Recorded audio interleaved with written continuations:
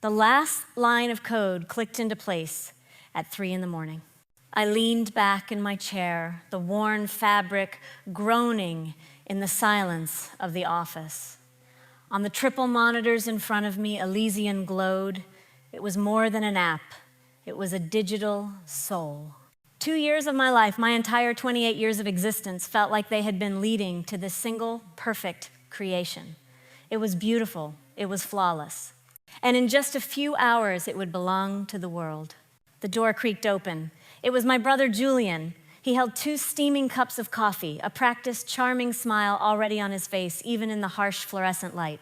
"Burning the midnight oil, little sister," he said, his voice smooth as silk.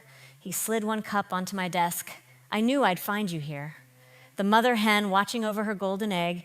I managed a tired smile, just running final diagnostics. "She's ready, Julian." He looked at the screen, but he didn't see the elegant architecture of the code. He saw the projected valuations, the magazine covers the future empire. No, he corrected me gently, placing a hand on my shoulder. "We're ready. We did this together."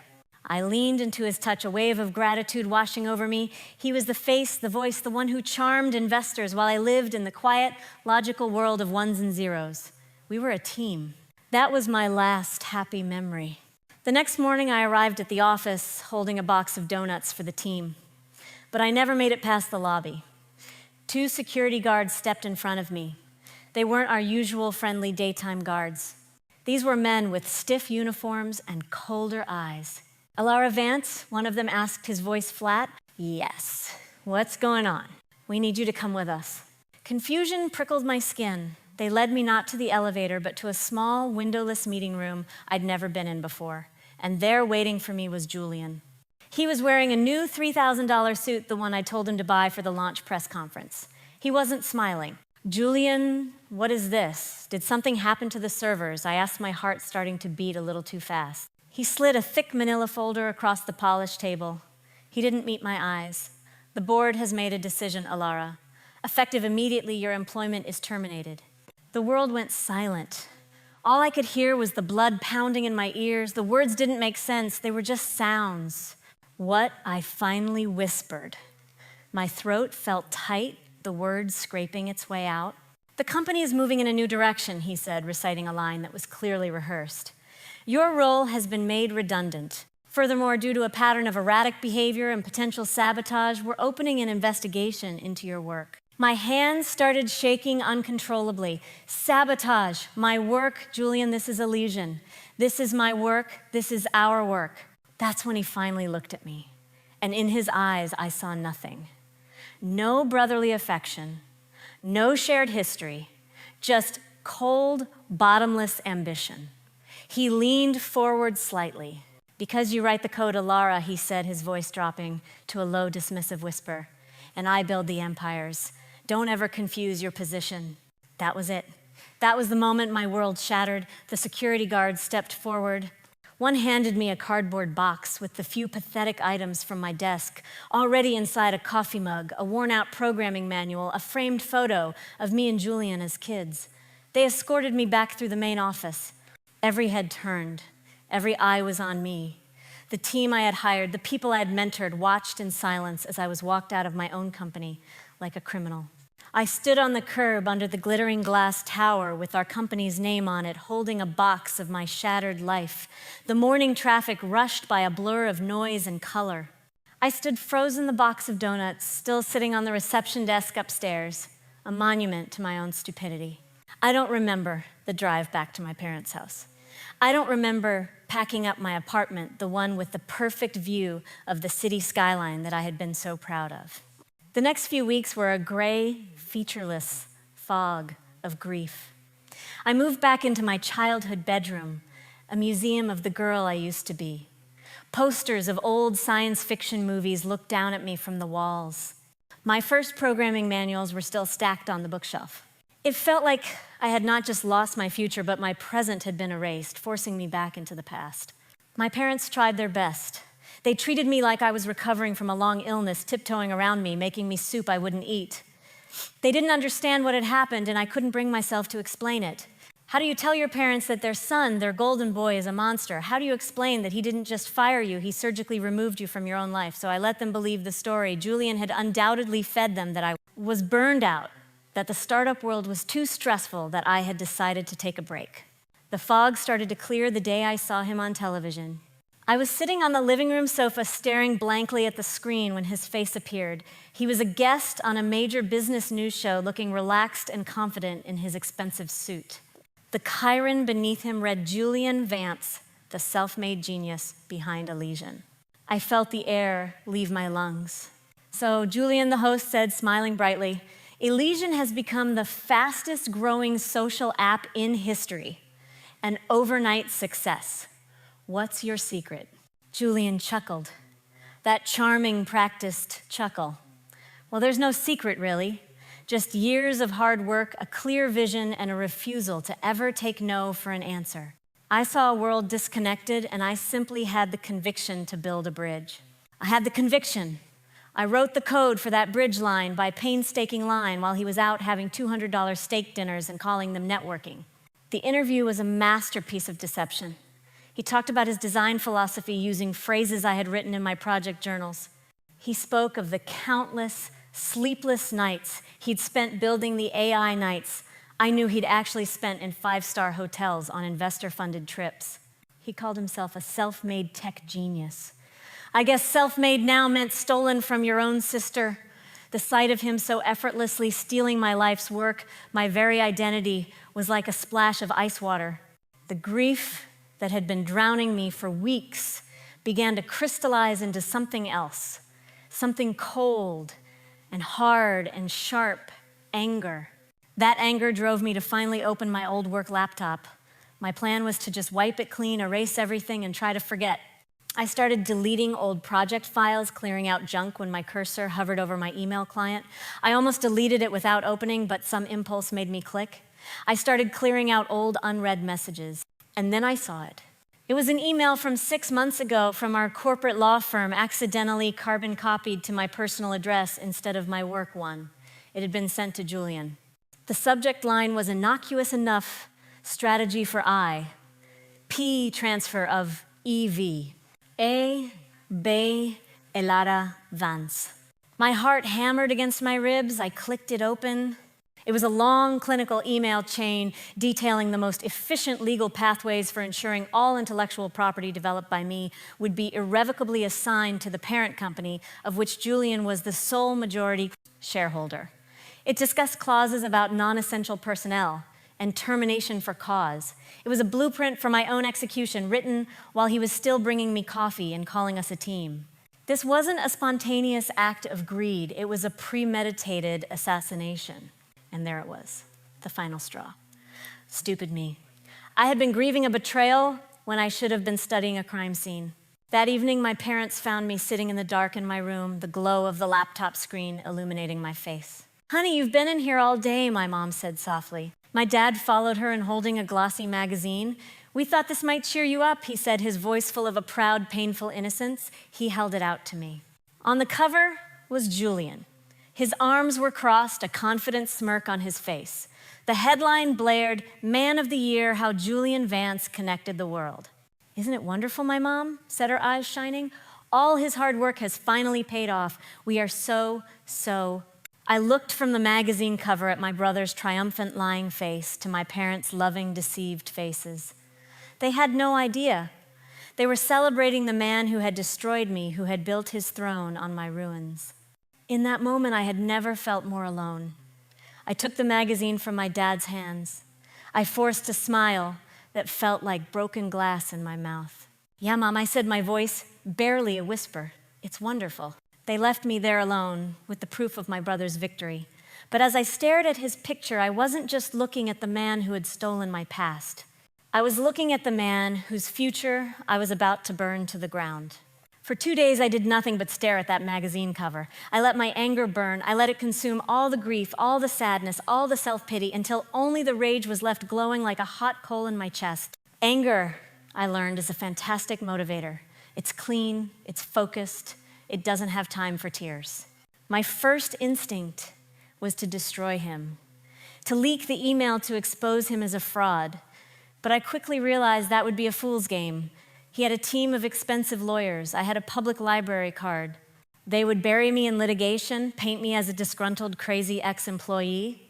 His story was simple and appealing. Mine was complicated and messy. In the court of public opinion, I would lose.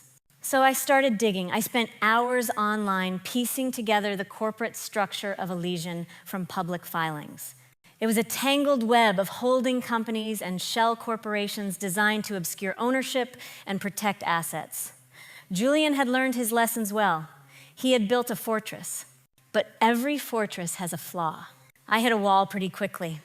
The really important information, the investor agreements, the cash flow statements, the real guts of the company was locked away behind layers of digital security. I was locked out of the kingdom I had built.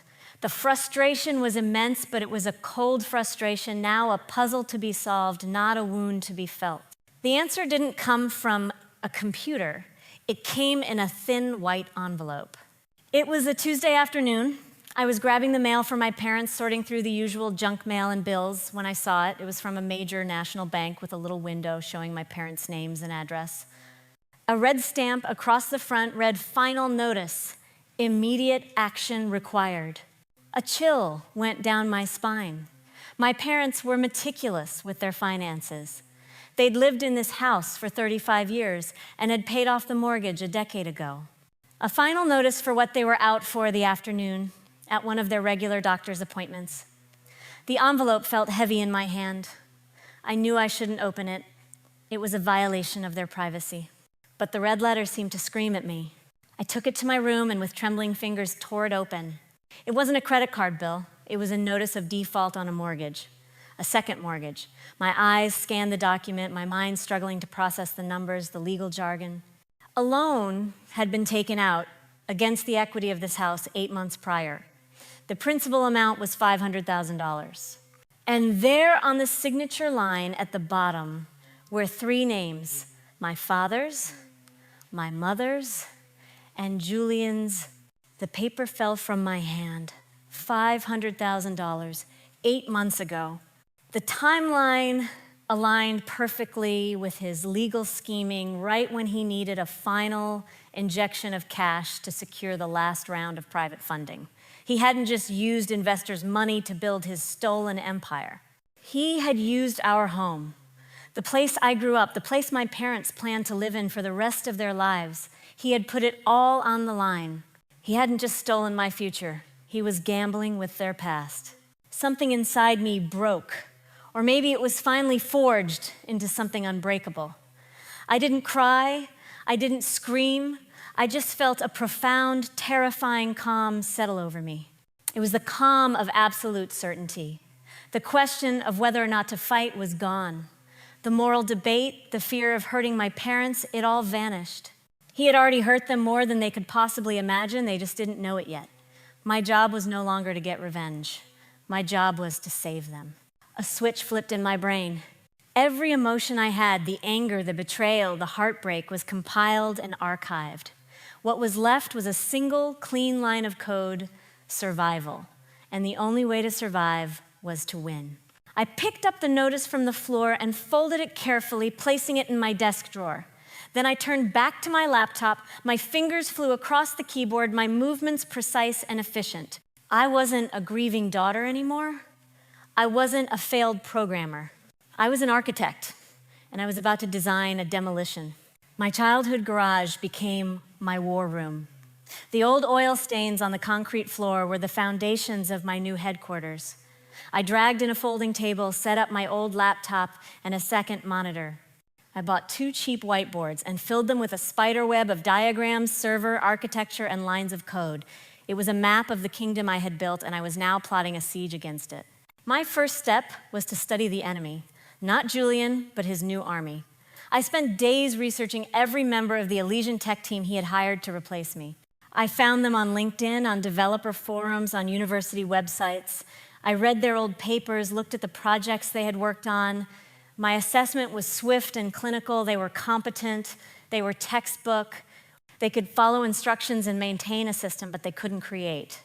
They were mechanics, not engineers. They would never in a million years understand the soul of the machine I had built. Julian's arrogance was his greatest weakness. He thought code was just a commodity, a collection of parts you could hire someone to polish. He didn't understand that Elysian was a living thing with its own rhythms and secrets.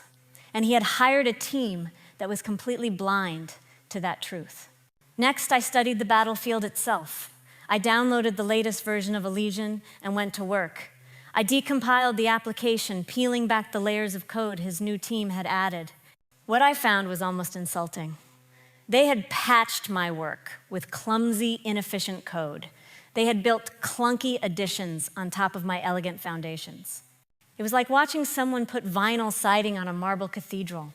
But critically, the core of the system, the complex proprietary AI that was the heart of Elysian, remained untouched.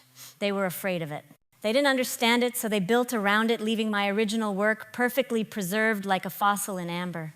A direct assault was impossible. The security protocols were top-notch. Julian may have been a fool when it came to technology, but he was smart enough to hire paranoid security experts. The front gates were sealed. The walls were 100 feet high, but I wasn't looking for the front gate. I was looking for a way I had built for myself. The breakthrough came late one night. I was scrolling through a backup of my original source code saved on an old encrypted hard drive. My eyes were burning, my mind numb from staring at millions of lines of text. I was about to give up when I saw it. A module I had written in the very early days. A file named Cerberus sys. It wasn't a malicious piece of code. It was my personal failsafe. I had designed it as an emergency diagnostic tool. In the event of a total catastrophic system collapse where we were locked out of our own servers, Cerberus would allow me to inject low-level commands through the public-facing app itself. It was activated by a ridiculously obscure sequence of actions, uploading a specific type of corrupted image file, navigating through 5 specific menus in a precise order, and typing a password into a search bar that was exactly 128 characters long. It was a key hidden in plain sight, a secret I had never even bothered to write down a back door that only the creator would know existed. Julian thought he had the keys to the castle. He never realized I was the one who built the secret passages. In that instant, the entire plan unfolded in my mind, a perfect logical sequence. It was a thing of beauty. Phase 1, the lure. I wouldn't crash Elysian. That would be messy and crude. Instead, I would use Cerberus to introduce a bug, a small, elegant, and deeply embarrassing glitch. Something that wouldn't break the app but would publicly humiliate Julian and terrify his investors. A ghost in his perfect machine. Phase 2, the trap.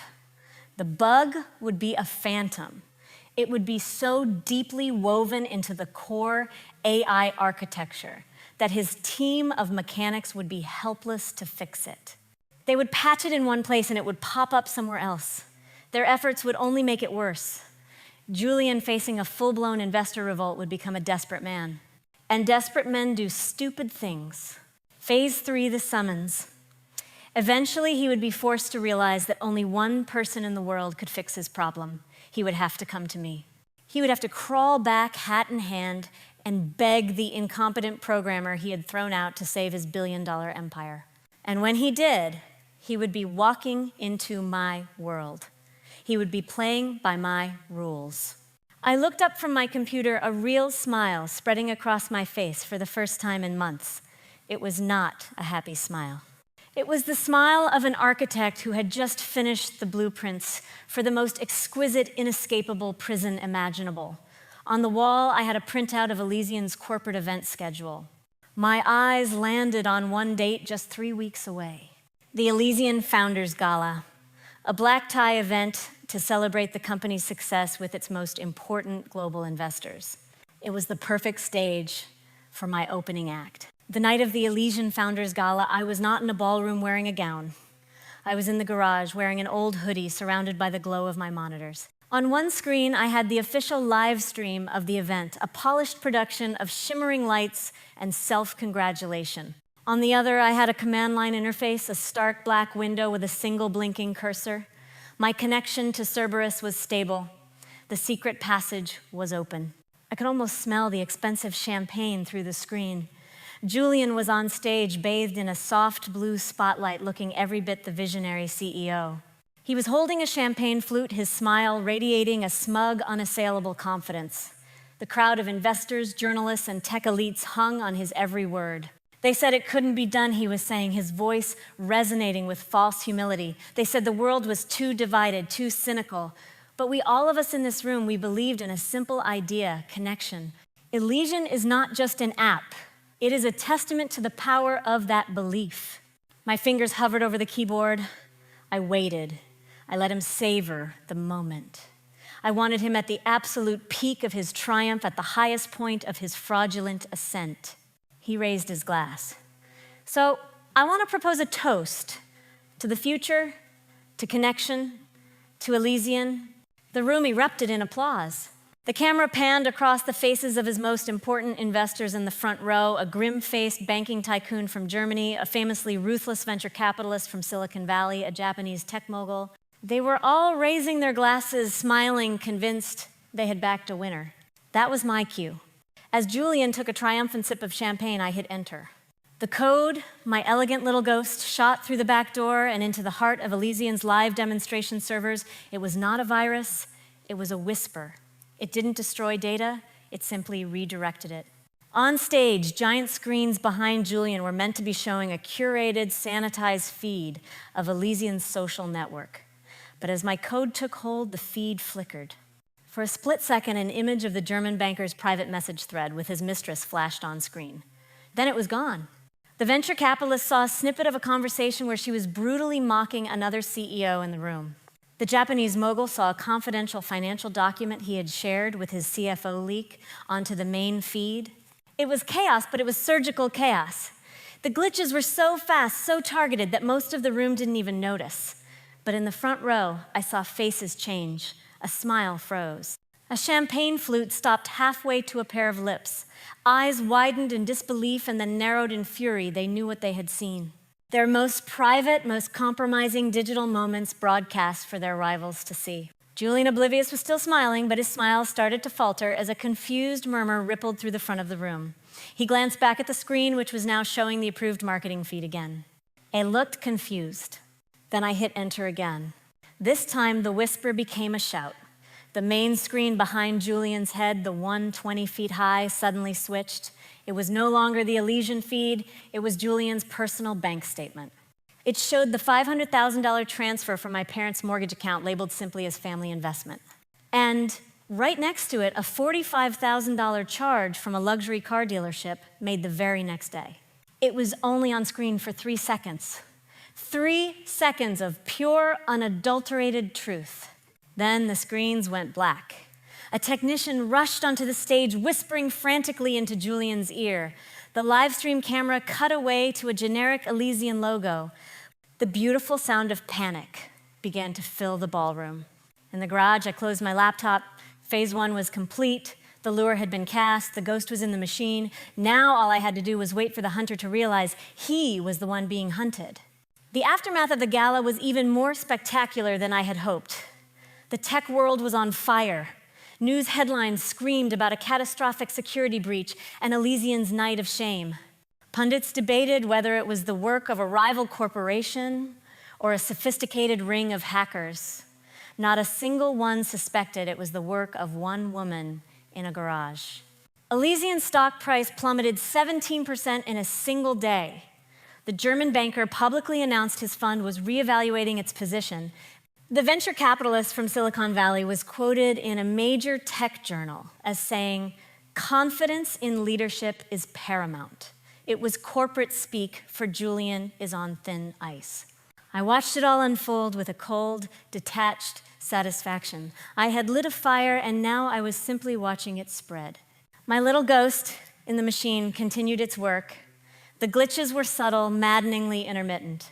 For a few hours, the app would work perfectly. Then for 20 minutes, the direct messaging feature would randomly delete every third word. The photo filters would apply themselves incorrectly, distorting users' faces into grotesque masks. The bugs were phantoms. The moment Julian's team thought they had isolated one, it would vanish only to reappear hours later in a completely different part of the system. From developer forums, I knew his tech team was in a state of perpetual panic. They were working around the clock, burning through company cash on overtime and expensive consultants who were just as clueless as they were. They were trying to perform surgery on a patient whose anatomy they didn't understand. 2 weeks passed, then 3. The media pressure intensified. I read a leaked report that the board had given Julian an ultimatum: fix the platform or they would find someone who could. I knew the call was coming. I was just waiting for the exact moment when his pride had been eroded by his terror. It came on a Thursday night. My phone buzzed, vibrating against the wood of my desk. An unknown number. I let it ring 3 times, a small, deliberate act of control. Then I answered. "Hello," I said, my voice even and calm. There was a pause on the other end. Then a voice I almost didn't recognize. It was Julian, but the smooth, confident charisma was gone. It was thin, strained. "Elara, it's me." "I know," I said. Another pause. He was clearly struggling with how to begin. "Look, I know things ended badly between us." That's one way to describe it. I replied, keeping my tone perfectly neutral. I was giving him nothing. He ignored that. "The app, we're having some technical issues, some bugs in the core AI. The team is struggling to isolate them." "Is that so?" I said. I could hear the desperation cracking through his voice, the sheer effort it was taking him to not just scream for help. "Yes," he said, the word coming out in a rush. And I was thinking, no one knows the foundation of that code better than you. I was hoping, I'm prepared to offer you a very generous consulting fee to take a look, a one-time contract, just to stabilize things. I was silent for a full 10 seconds. I wanted him to stew in it. I wanted him to feel the weight of his own helplessness. "I'm not sure, I'm interested," I said, finally. I heard him take a sharp breath. "Elara, please," he begged, all pretense of control finally shattering. "You have to. The board is going to fire me. The company is falling apart. Name your price. Anything." This was the moment. "My price is $500,000, I said, the exact amount of the second mortgage on my parents' house. "Half up front." He choked. "5. Elara, that's insane." "That's my price," I repeated calmly. "And I will require a signed non-disclosure agreement before I even look at a single line of code. My own NDA, not yours." Why our corporate counsel has a standard NDA. "My legal counsel," I said, inventing a fictional law firm in my head, insists on using our own paperwork for high-risk short-term contracts like this. It's a matter of my own liability. Take it or leave it, Julian." He was trapped. He knew it. I knew it. He could either let his empire crumble or he could hand me the keys to his kingdom. "Fine," he spat out the word dripping with resentment. "Fine. Send me the damn paperwork." "I'll have it in your inbox within the hour," I said, and hung up before he could say another word. I spent the next 45 minutes finalizing the document I had prepared weeks ago. It was a standard contractor's NDA with one beautiful little addition I had buried deep in the legal jargon of Section 7, subsection B. The contractor reserves the right to record any and all communications, verbal or written, for the BLAST, purposes of quality assurance and project documentation. An hour later, an email notification popped up on my screen. It was the signed contract, scanned and attached.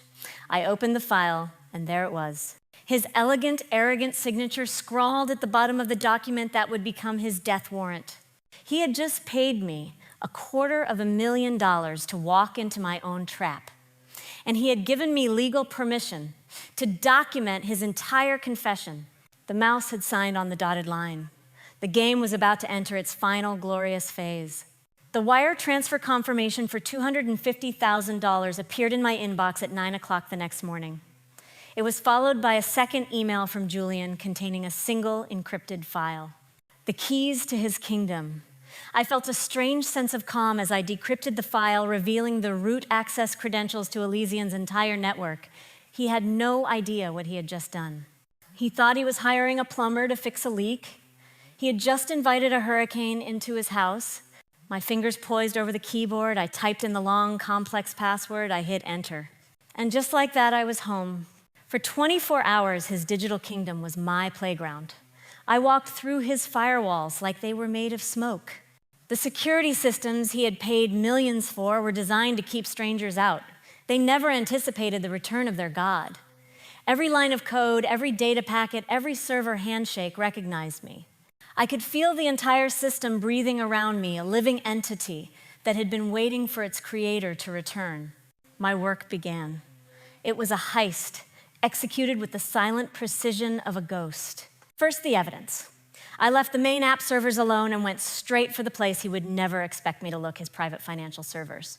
The security was laughably weak. He used his own birthday as a password for the primary accounting folder. Stupidity, thy name is Julian. Inside, I found everything. The complete, unedited record of his deception. I saw the $500,000 wire from my parents' mortgage account. I saw it being funneled through 2 different shell companies before landing in his CEO discretionary fund. I saw the receipts for the $45,000 sports car, the $30,000 watch, the lavish trips to Ibiza, all categorized as research and development. I copied everything. Every transaction, every forged invoice, every incriminating email, I bundled it all into a single encrypted package and uploaded it to a secure, anonymous server in Iceland. The first phase was complete. Halfway through my work, he called. He was nervous, desperate for an update. This was the moment I had been waiting for. I put the call on speaker and hit the record button, a small red icon glowing on my screen, perfectly sanctioned by the NDA he had so eagerly signed. "How's it going?" he asked, his voice tight with anxiety. "Are you in?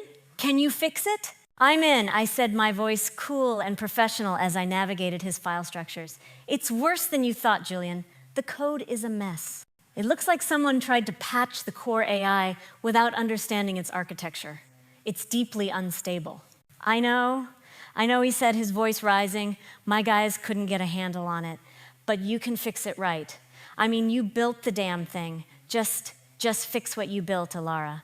And there it was, a clean recorded confession, an admission that it was my creation. I saved the audio file. The second phase was complete. Finally, it was time to build the weapon.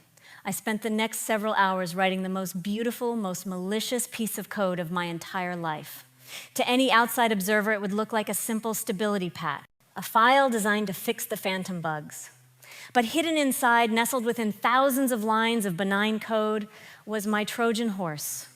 It was a simple, elegant script. When activated by a unique encrypted signal from my laptop, it would instantly hijack the primary broadcast API of the Elysian network. In simple terms, any screen connected to Elysian, a phone, a computer, or a massive screen at a press conference would immediately play a video file of my choosing. It was the perfect trap for a man who loved the spotlight. I compiled the code. I named the patch stability patch v2 0. My final act was to actually fix the bug. With a few keystrokes, I reached into the system and deactivated the ghost I had unleashed weeks ago. Then I deployed my Trojan horse under the guise of the patch. To Julian and his team, it would look like a miracle. The bugs would vanish, the system would be stable. I covered my tracks, erasing every log, every trace of my presence. I had been a whisper in the wires, a ghost in the machine. My 24 hours were almost up. I closed the root access connection, severing my link to the system. Then I composed a short professional email to Julian.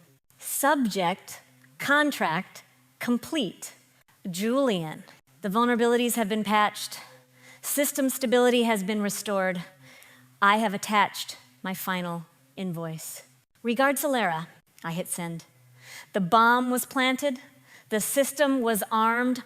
All that was left was for the guest of honor to arrive at his own execution. On my desktop, a single video file waited.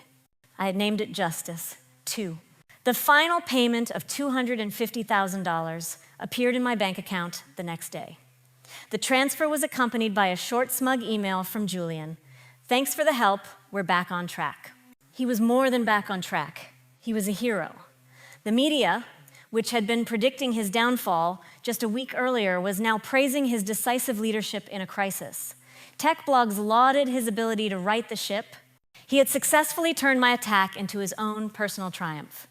And to celebrate, he announced a global live stream event to unveil the new, stable, and secure Elysian 2. It was billed as the greatest comeback story in modern tech. He was building his own guillotine and calling it a stage. I just had to wait for him to step onto it. The day of the live stream, I was back in my garage, my war room. The whiteboards were clean now. My work was done. There was only one monitor on my desk displaying the live feed. Julian walked onto a minimalist stage to thunderous applause. A single colossal screen loomed behind him, displaying the Elysian logo. He looked radiant, soaking in the adoration. He began his speech a masterclass in corporate storytelling. He spoke of challenges of resilience, of the relentless pursuit of perfection. He painted himself as the stoic captain who had steered his ship through a terrible storm. A recent security challenge tested us, he said, his voice ringing with sincerity. But it did not break us, it made us stronger. It forced us to innovate, to rebuild from the ground up, to create a platform that isn't just powerful, but is built on a foundation of absolute integrity. I moved my hand to my mouse, my finger rested on the button, and now he said, his arms spreading wide, a beatific smile on his face, "It is my honor to show you the future, a platform with total transparency and integrity. This is Elysian 2, that was the trigger line." As the crowd cheered, as the music swelled, as Julian turned to the giant screen behind him with a look of immense pride, I clicked. The Elysian logo on the screen flickered. It vanished. In its place, a simple white title card appeared. The true code of Elysian. A hush fell over the live audience. Julian froze, his smile faltering. He stared at the screen, his mind unable to process what was happening. My voice, calm and clear, filled the auditorium and the speakers of millions of viewers around the world. The video began. First, it showed my code elegant, efficient, side by side with the clumsy patches his team had made. Then came the digital evidence, the timestamps from my original servers, the lawyer's email detailing the conspiracy displayed long enough for everyone to read. Then came the finances. The screen showed the $500,000 mortgage document my parents' home clear as day. It showed the wire transfer into Julian's Shell Corporation. It showed the receipt for his sports car. A collective gasp went through the room. But the final blow, the one I had saved for last, was his own voice. The audio from our recorded phone call began to play. His desperate, panicked voice filled the silence. "Alara, please, you have to. The company is falling apart. Name your price. Anything, just fix what you built, Alara." The audio faded out. The screen went black except for one final image, me looking directly into the camera from my garage. My face was calm, my expression unreadable, and my voice delivered the final line. He built his empire on my code. I built my freedom on his. The video ended. The screen went dark. For a full 10 seconds, there was absolute perfect silence. Then the chaos erupted. The flash of 100 cameras going off at once. Shouts from the audience. The horrified ashen faces of the board members in the front row. I watched Julian, his face just moments ago so full of triumph, crumpled. It was a slow motion collapse, from confusion to denial to dawning, sickening horror. He was a statue of a king crumbling to dust in front of the entire world. A few months later, I sat in my lawyer's office and watched her initiate a wire transfer. The full $500,000 plus interest was sent to the bank, paying off the fraudulent mortgage on my parents' home. The news was full of Julian's downfall. He was facing federal charges for wire fraud and securities fraud. Elysian had filed for bankruptcy. My parents finally understood everything, and while they were heartbroken, they were also free. My story could have ended there, but it didn't. The final scene of my old life was in that garage. The final scene of my new one took place in a bright, airy office with glass walls and a view of the city, my city. I stood in front of a whiteboard, sketching out a new architecture for a new idea. In front of me sat 3 venture capitalists. One of them was the same woman from Julian's gala, the one who had looked at him with such fury. Now she looked at me with a sharp, appraising respect. "So, Miss Vance," she said, a small smile playing on her lips, "tell us about your new company." I looked at the name I had written on the whiteboard, Phoenix. Phoenix isn't just about connection. I began my voice clear and strong. It's about authentic creation. It's about ensuring that the people who build the future are the ones who get to own it. I had my life back. No, that's not right. I had a new life. One, I had built myself from the ashes of the old one. I had faced the monster and I had won. And in the end, that was the most beautiful code I had ever written.